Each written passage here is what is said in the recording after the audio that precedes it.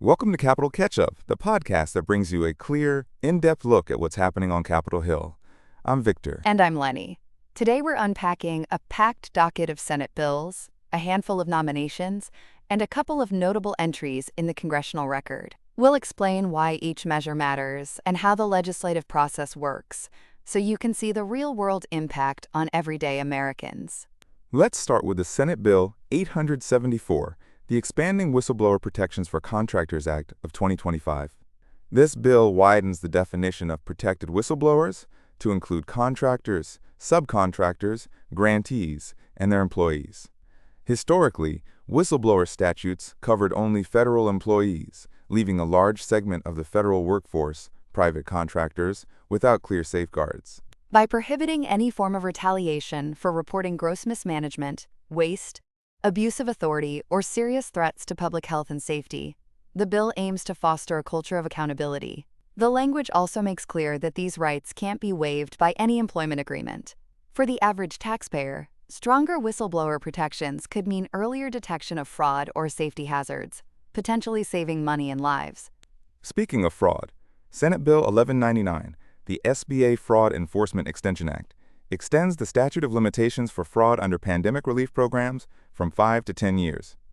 Those programs, like the shuttered venue operators and restaurant revitalization initiatives, were critical lifelines during COVID-19, but they also attracted fraudulent schemes.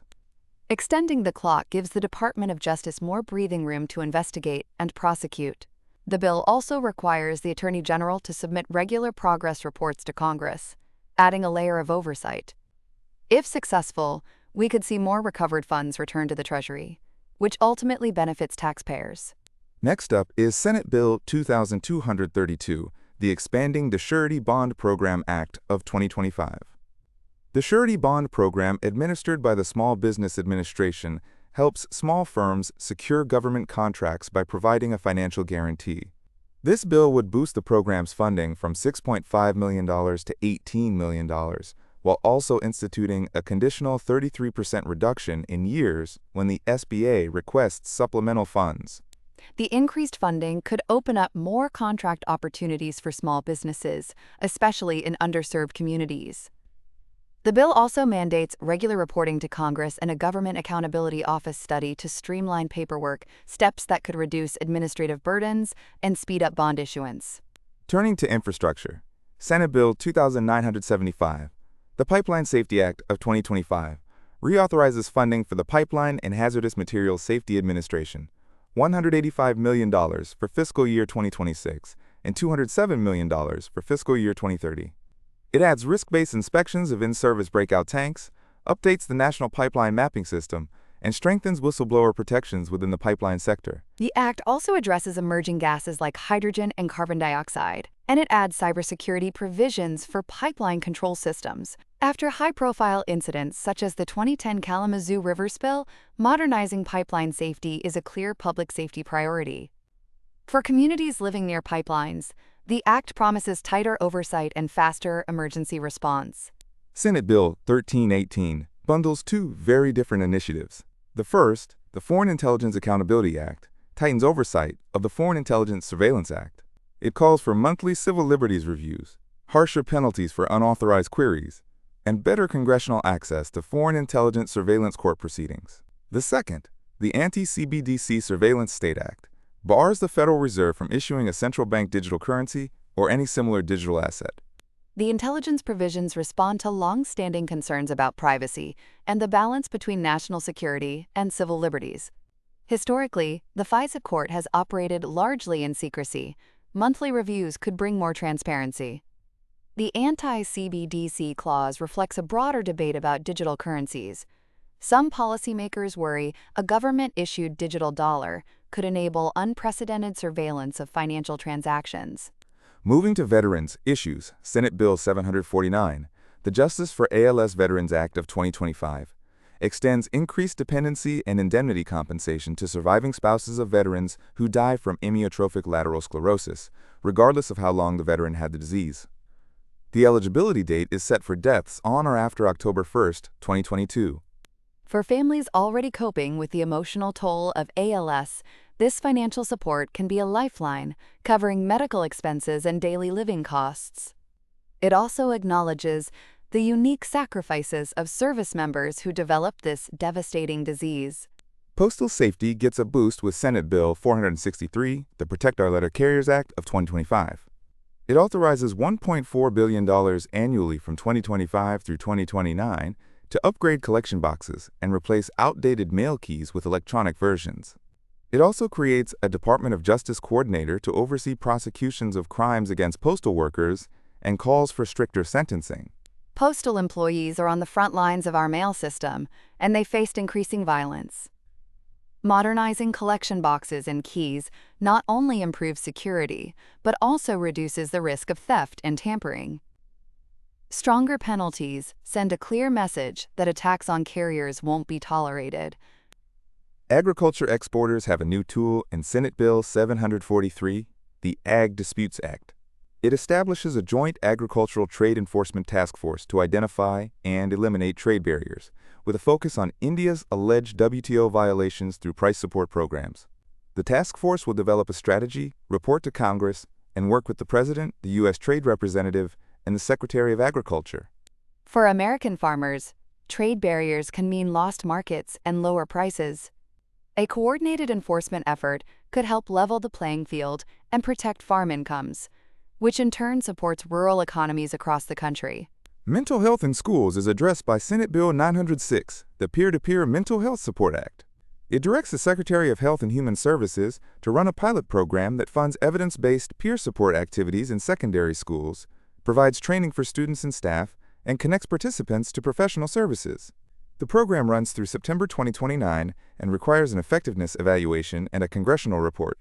Peer support can reduce stigma and provide early intervention for students struggling with anxiety, depression, or trauma. By funding pilots, the government can gather data on what works before scaling up, potentially improving outcomes for millions of teenagers. The Senate also introduced Senate Bill 1127, the Dennis and Lois Crisfalusi Act, which expands eligibility for memorial headstones and markers from the Department of Veterans Affairs. It removes the cutoff date of November 11, 1998, allowing families of veterans who died before that date to receive official headstones or markers. This change honors the service of older veterans, whose families may have been unable to afford private markers, ensuring that their sacrifice is publicly recognized. Energy infrastructure at the border is tackled by Senate Bill 1485, the North American Energy Act. It creates a more uniform, transparent, and modern process for authorizing construction, connection, operation, and maintenance of cross-border oil, natural gas, and electricity facilities. The bill streamlines permitting, eliminates certain presidential permits, and repeals outdated requirements for energy transmission to Canada and Mexico. Agencies must publish proposed and final rules within set deadlines, and the provisions take effect 1 year after enactment. Faster, clearer approvals could lower costs for energy projects, potentially translating into lower consumer energy prices and more reliable cross-border supply, especially important as the U.S. seeks to export clean energy and integrate renewable sources. The Motorsports Fairness and Permanency Act of 2025, Senate Bill 1763, amends the Internal Revenue Code to make permanent a 7-year recovery period for motorsports entertainment complexes. By allowing longer depreciation, these venues can reduce their tax burden. While niche, the motorsports industry employs thousands and draws tourism dollars. Tax relief could help keep tracks financially viable, preserving jobs and local economic activity. Breast cancer screening costs are addressed by Senate Bill 1500, the Access to Breast Cancer Diagnosis Act of 2025. It amends the Public Health Service Act to prohibit group health plans and insurers from imposing cost-sharing, deductibles, copays, or coinsurance on diagnostic and supplemental breast examinations. The law takes effect January 1, 2026 and does not override stronger state protections. Removing out-of-pocket costs removes a barrier to early detection, which is crucial for improving survival rates. For many women, especially those with high-deductible plans, this could mean the difference between a routine mammogram and delayed care. Transparency around Medicaid funding for abortions is the focus of Senate Bill 1384, the Abortion Funding Awareness Act of 2025. It requires states to publicly report Medicaid payments to abortion providers, including total amounts, purposes and the number of abortions performed. Reports are posted on state websites and submitted to Congress. Proponents argue that transparency informs taxpayers about how public funds are used. Critics worry it could stigmatize providers. Either way, the bill adds a new layer of public data that could shape future policy debates.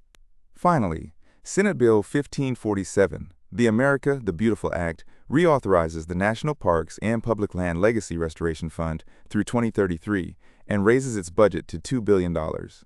It prioritizes projects that receive private donations, allows disposal of unused assets, and requires the Secretaries of the Interior and Agriculture to submit annual project lists and maintenance reports. National parks are a treasured public good, but many suffer from deferred maintenance.